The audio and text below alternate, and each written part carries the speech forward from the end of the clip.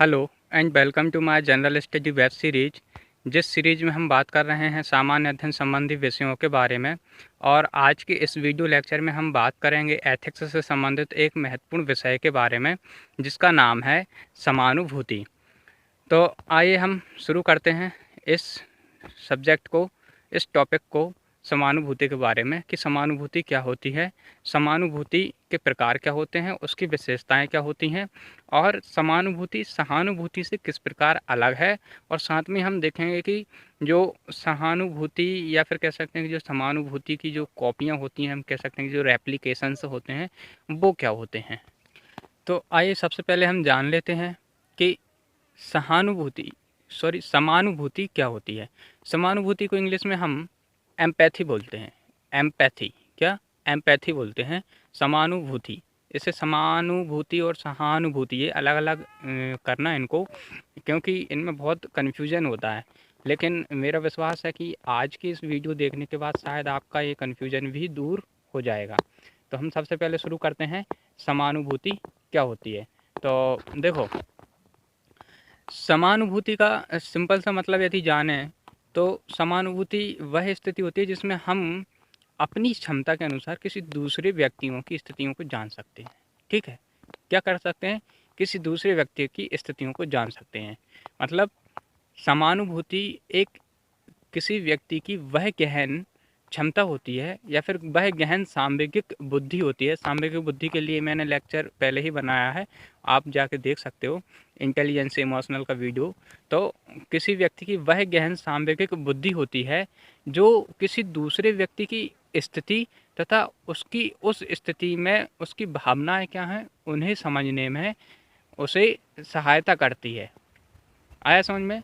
कि किसी व्यक्ति की वह गहन सांवेगिक बुद्धि जो उसको वह क्षमता प्रदान करती है कि वह किसी दूसरे व्यक्ति की स्थिति तथा उसकी समस्या या भावनाओं को वह समझ सके।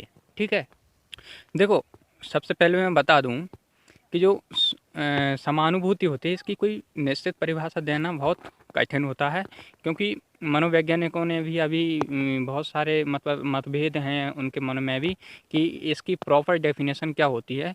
लेकिन फिर भी कुछ मनोवैज्ञानिक एक डेफिनेशन पर सहमत हैं कि वो ये मानते हैं कि इसमें हमारे पास वह क्षमता होती है जिससे कि हम दूसरे व्यक्तियों की जो भावनाएं होती हैं कि वो क्या सोच रहा है, उसकी दुख, उसके पास जो स्थिति है वो स्थिति कैसी है, या फिर जिस स्थिति में वो है उसके पास कितनी गंभीर स्थिति है कि वह दुखों में कितना डूबा हुआ है, उसे हम समझ सकें।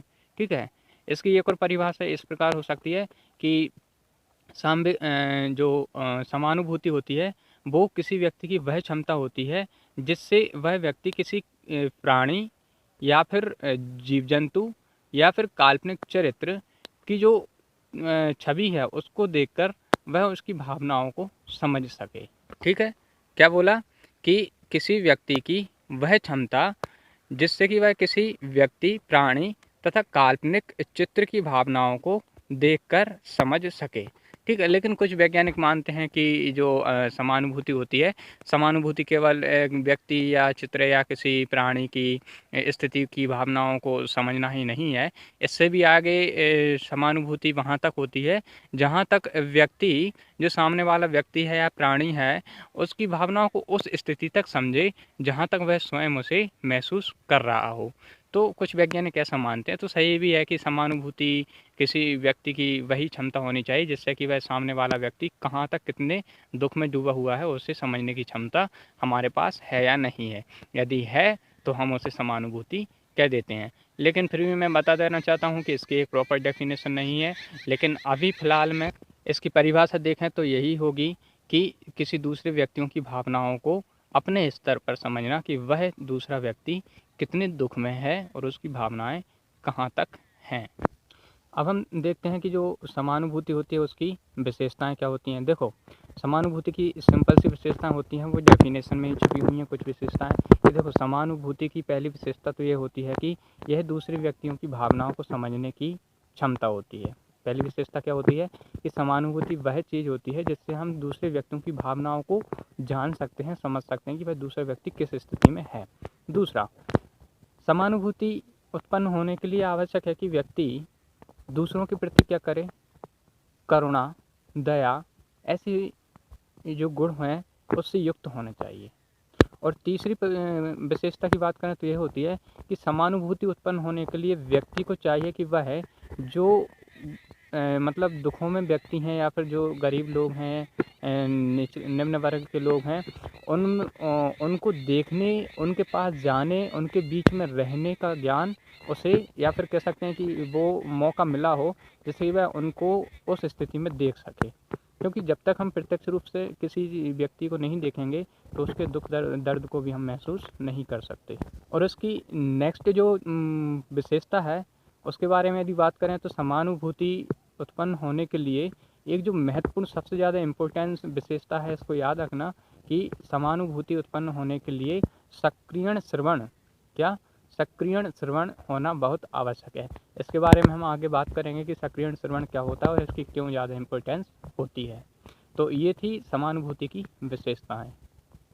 अब हम चलते हैं कि समानुभूति और सहानुभूति, इन दोनों में क्या अंतर है और कैसे हम इन दोनों को समझ सकते हैं। देखो, सबसे पहले मैं आप लोगों को बता देना चाहता हूँ कि यदि आपने एथिक्स पढ़ी है और आपको सहानुभूति और समानुभूति में दिक्कत आती है तो इस वीडियो को देखने के बाद वो दिक्कत नहीं आएगी। दूसरी बात यह है कि या तो समानुभूति और सहानुभूति के बारे में आपने पहले पढ़ा होगा तो पूरी तरह से आपको पता होगा कि ये चीज़ें क्या होती हैं, उनके मध्य क्या डिफरेंस है।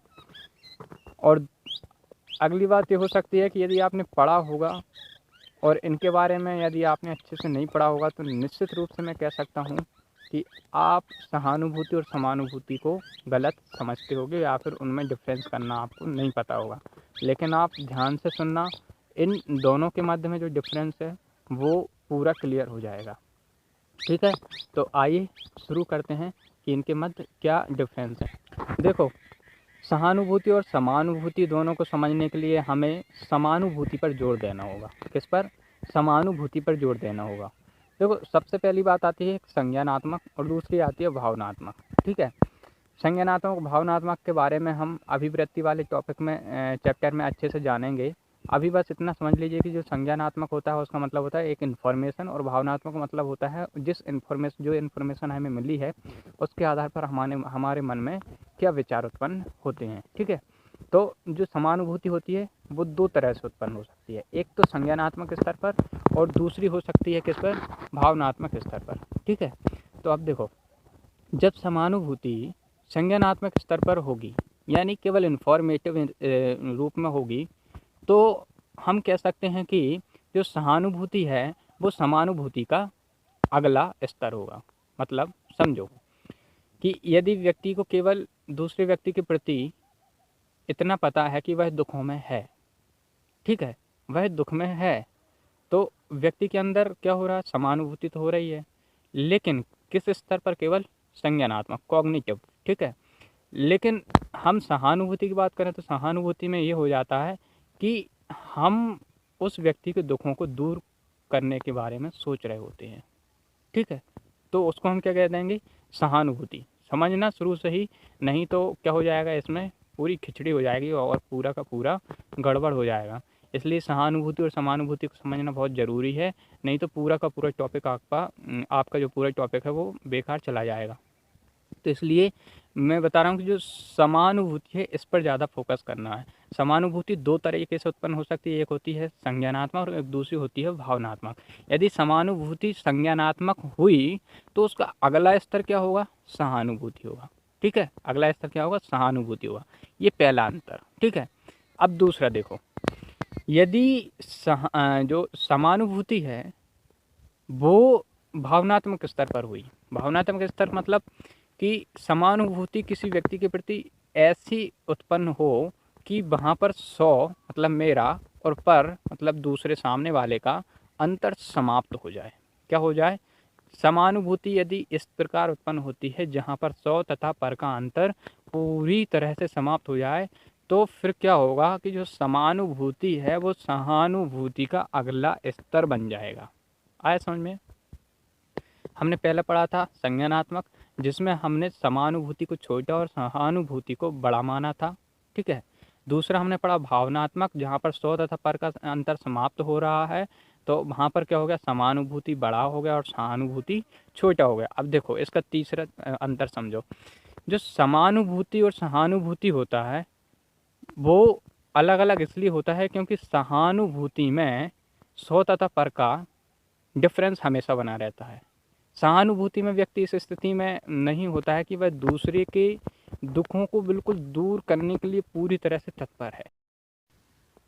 लेकिन समानुभूति में क्या होता है, वह दुखों को, एक स्थिति ऐसी आती है कि वह दूसरे व्यक्तियों के दुखों को क्या कर सकता है, बिल्कुल दूर ही कर सकता है, या फिर वह अपने स्वयं से वह चाहता है कि इसके दुख दूर हों और उसके पास जितनी क्षमता होगी वह उसके दुखों को दूर करने की कोशिश करेगा। तो ये हमने देखा समानुभूति और सहानुभूति में क्या अंतर होता है।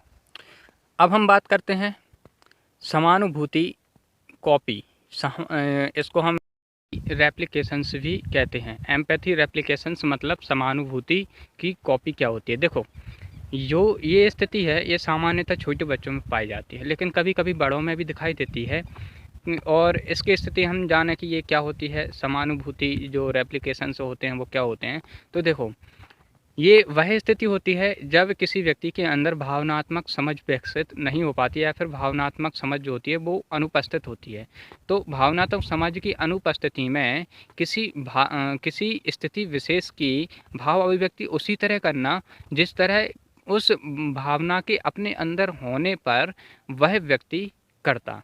सिंपल सी भाषा में समझें तो जैसे मान लीजिए कि एक बच्चा है, वह अपनी माँ को रोते देखकर स्वयं रोने लगता है, लेकिन बच्चे को ये नहीं पता कि हमारे अंदर क्या भावना है या फिर मम्मी के अंदर, जो माता के अंदर है, वो क्या भावनाएं चल रही हैं, क्यों रो रही है, नहीं।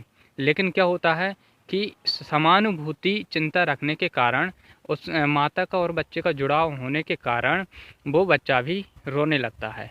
ठीक है, तो वही होता है कि जो समानुभूति को रेप्लिकेशन से है ना, वो वही होता है कि हमारे अंदर भावना की क्या होती है, अनुपस्थिति होती है, या फिर भावनात्मक कमी होती है, जिससे क्या होता है हम सामने वाली भावनाओं का केवल क्या करते हैं, कॉपी करते हैं या अनुसरण करते हैं, जिससे क्या होता है कि हम दूसरे की भावना को समझ ही नहीं पाते हैं कि वह कितने दुखों में है, केवल हम उसकी क्या करते हैं, नकल करते हैं। इसी को क्या कहते हैं, समानुभूति नकल कहते हैं। ठीक है, ये होती है हमारी समानुभूति कंप्लीट। अब समानुभूति के बारे में आपने अभी तक लगभग पूरी तरह से समझ लिया होगा कि समानुभूति क्या होती है, उसकी विशेषताएं क्या हैं, समानुभूति नकल और समानुभूति तथा सहानुभूति के बीच में क्या अंतर है।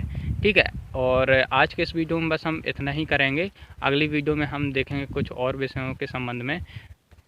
वीडियो देखने के लिए धन्यवाद।